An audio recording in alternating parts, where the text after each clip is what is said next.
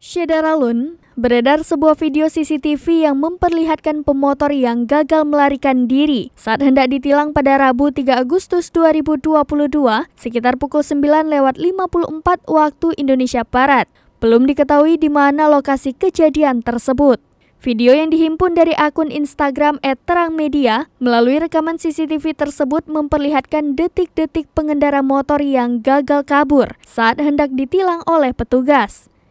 Menurut informasi yang didapat dalam video, pengendara motor itu diketahui tidak menggunakan helm saat berkendara. Pengendara motor itu pun terkena tilang oleh petugas. Entah apa yang dipikirkan pemotor tersebut, pemotor itu pun tancap gas dan menyebabkan dirinya terjatuh. Hingga video ini dibuat, belum ada informasi terkait identitas pengendara motor tersebut dari pihak terkait. Video tersebut mendapatkan berbagai tanggapan dari netizen.